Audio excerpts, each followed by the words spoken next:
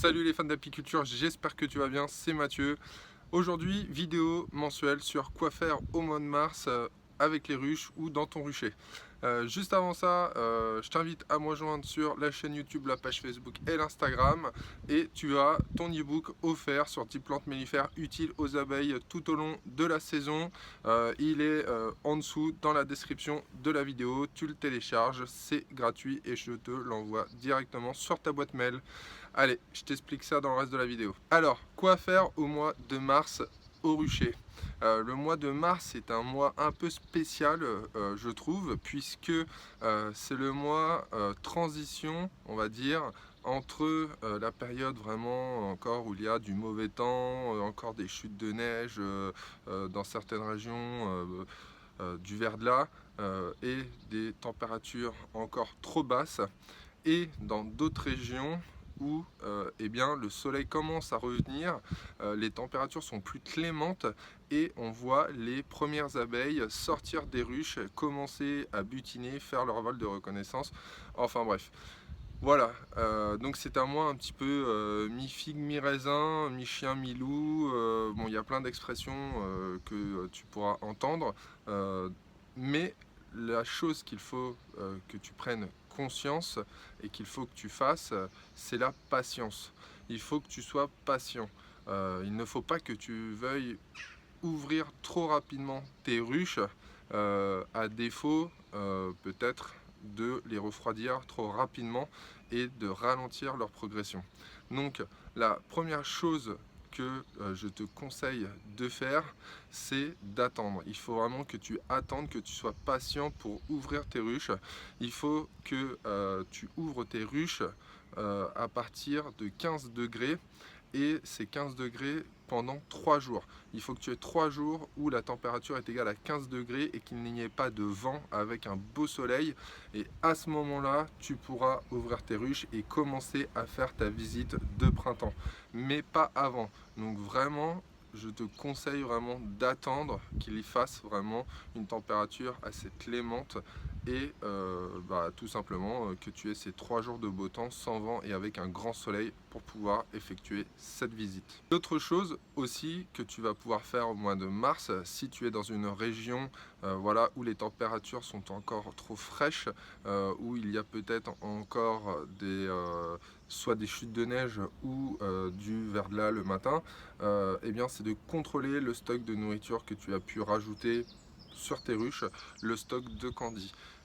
Si jusqu'à maintenant elles ont réussi à passer l'hiver avec le stock de candy que tu as pu leur fournir une fois, deux fois, voire peut-être suivant si ta colonie avait mal été hivernée, ben, elles ont consommé 3 candy peut-être, et bien à ce moment-là, c'est de vérifier une dernière fois encore le stock de nourriture. Si ce stock de candy est trop faible, n'hésite pas à rajouter un nouveau pain de candy pour finir la saison hivernale avant qu'il y ait une belle reprise de ta colonie. Ça serait bête de la perdre un mois avant la reprise vraiment des colonies pour économiser un pain de candy. Donc voilà, contrôle encore une fois ce stock de nourriture que tu leur fournis, et s'il n'est plus assez suffisant, si tu penses que c'est trop juste, change-le et remets-en un nouveau. Comme je te le disais en début de vidéo, il faut que tu sois patient. Il ne faut pas que tu te précipites au premier jour sur les colonies.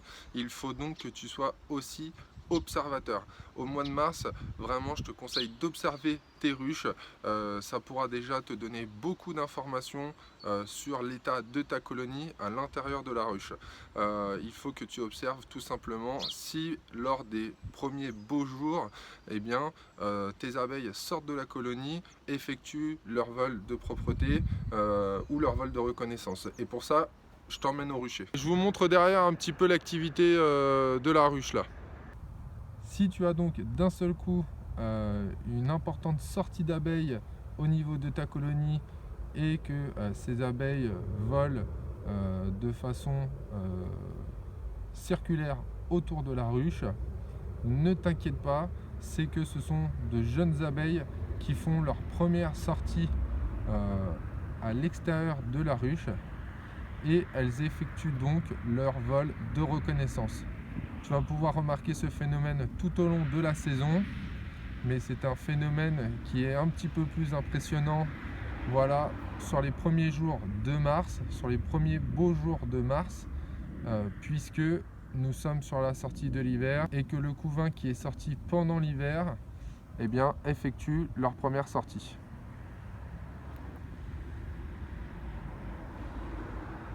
Le mois de mars aussi, ce sont les premières floraisons. Donc, tu devras observer aussi les premières rentrées de pollen dans ta ruche. Si tu observes cette première rentrée de pollen au niveau de tes colonies, c'est bon signe. Cela veut dire que la reine a repris sa ponte et que donc ils ont besoin de protéines pour alimenter les larves. C'est-à-dire que ta colonie est en croissance à l'intérieur et que le démarrage devrait se faire correctement pour le reste de la saison. Certains d'entre vous voudront peut-être booster leur colonie pour avoir une ponte plus abondante et espérer des colonies plus fortes. Certaines personnes conseillent de faire un nourrissement en début de saison justement pour booster la ponte de la reine et espérer voilà, une colonie peut-être un petit peu plus puissante, plus vigoureuse.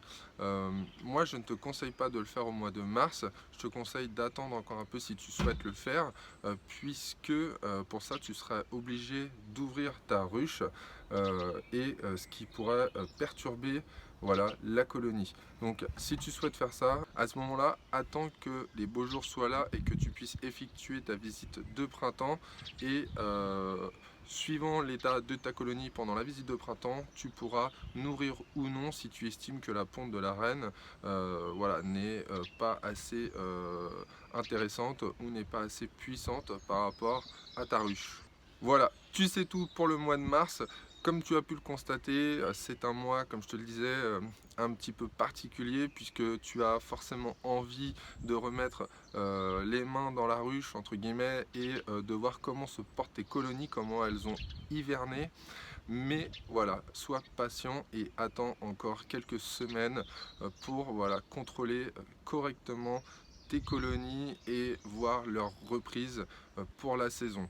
Donc patience encore un petit peu. C'est la fin de la vidéo, j'espère qu'elle t'a plu. N'hésite pas à la partager, à liker, à mettre le pouce bleu en dessous de celle-ci. Laisse dans les commentaires si toi, eh bien, suivant la région où tu es, tu as déjà effectué ta visite de printemps ou si tu as observé certaines choses au niveau de tes colonies. Quant à moi, eh bien, je vous laisse, je te dis à bientôt dans une prochaine vidéo. Ciao, ciao.